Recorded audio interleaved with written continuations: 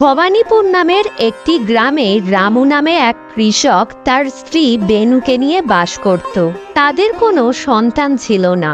রামু ভীষণ পরিশ্রম করত ফসল ফলানোর জন্য, কিন্তু এই বছর ভীষণ মন্দা চলছে। রামু কিছুতেই তার মাঠে ফসল ফলাতে পারছে না।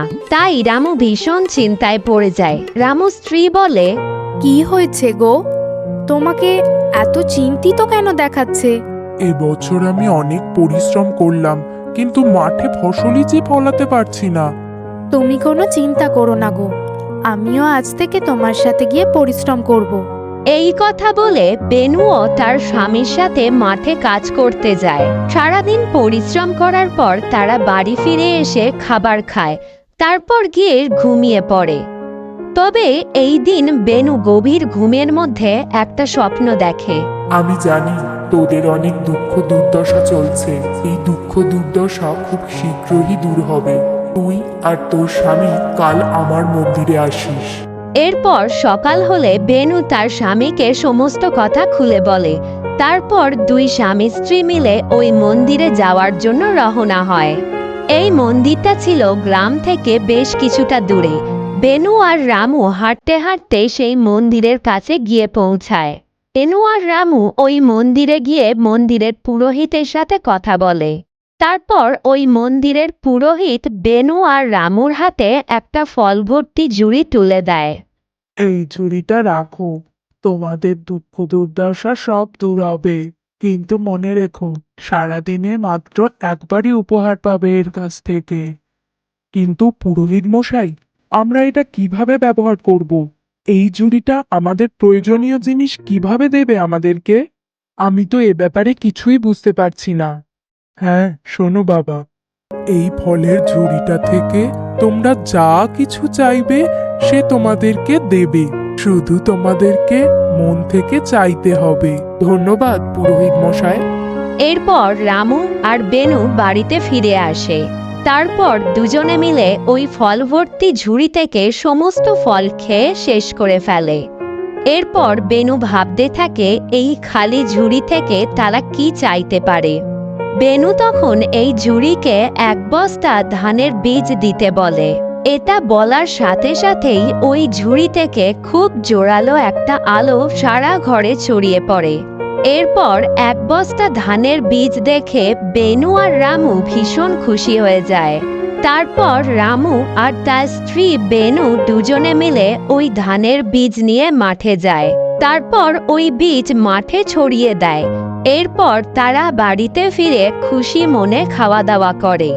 এরপর থেকে তারা তাদের নিত্য প্রয়োজনীয় জিনিস একটা করে ঝুড়ির কাছ থেকে চাইতো। এর বেশ কিছুদিন পর রামু আর বেনু মাঠে গিয়ে দেখে ফসল ফলেছে। এটা দেখে তারা ভীষণ খুশি হয়। তারা মনে মনে ভাবে ভগবান তাদের রক্ষা করেছেন। কিন্তু এরপর গ্রামে একদিন ভীষণ বৃষ্টি হয়, আর এই প্রবল বৃষ্টির জন্য গ্রামে বন্যা দেখা যায়। বাড়িঘর থেকে শুরু করে পশু পাখি সবই এই বানে ভেসে যায়। এই কারণে গ্রামের মানুষ ভীষণ বিপদে পড়ে। রামু আর তার স্ত্রী বেনু চিন্তায় পড়ে যায় এখন তারা কি করবে। ওগো শুনছো, বানে তো সবকিছু ভেসে গেল গো। গ্রামের মানুষগুলোর এখন কি হবে বলো দেখি। আমাদের এই বাড়িটা উঁচু জমির ওপর ছিল তাই, নইলে আমাদের অবস্থাও এখন সেরকম হতো। মানুষগুলো কোনো খাবার দাবারও পাচ্ছে না বোধহয়। আমরা ওই মানুষগুলোর জন্য কিছু করতে পারি না গো? হ্যাঁ, আমিও এই কথাই ভেবেছি। আমাদের অবশ্যই সাহায্য করা উচিত। কিন্তু আমরা কিভাবে সাহায্য করব ওদের? আমরা এই ঝুড়ির কাছ থেকে মোটামুটি 100 জনের মতো খাবার দাবার চাইতেই পারি। আজ খাবার চাই, কাল আবার পোশাক চাইবো।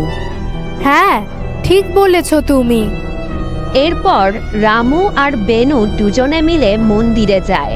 ভগবানের কাছে গিয়ে তারা 100 জনের মতো খাবার প্রার্থনা করে ভীষণ কাতরভাবে।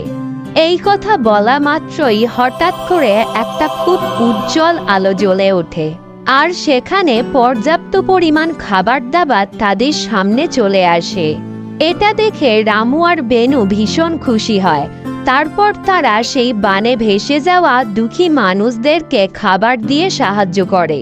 এই সাহায্য পেয়ে গ্রামের মানুষ স্বস্তি বোধ করে। এরপর ধীরে ধীরে গ্রামের অবস্থার উন্নতি হতে থাকে। ধীরে ধীরে গ্রামের মানুষেরা এই পরিস্থিতিকে মোকাবিলা করে ভবিষ্যতের কথা ভাবতে শুরু করে। গ্রামবাসীরা রামু আর তার স্ত্রী বেনুকে অনেক আশীর্বাদ করে এই সাহায্যের জন্য। এরপর রামু একটা মেয়েকে খুঁজে পেয়েছিল। এই মেয়েটির পরিবার বানে ভেসে গেছিল। সেই কারণে রামু আর বেনু এই মেয়েটিকে দত্তক নেয়। এরপর থেকে রামু, বেনু সহ গ্রামের সকল মানুষ ভীষণ আনন্দের দিন কাটাতে থাকে। তাহলে বন্ধুরা, আমরা এই গল্প থেকে এই শিক্ষা পেলাম যে বিপদের সময় সকল মানুষকেই আমাদের যথাসাধ্যমতো সাহায্য করা উচিত। বন্ধুরা, গল্পটা তোমাদের কেমন লাগলো অবশ্যই কমেন্ট বক্সে লিখে জানিও। আর এই চ্যানেলে নতুন হয়ে থাকলে চ্যানেলটিকে অবশ্যই সাবস্ক্রাইব করো।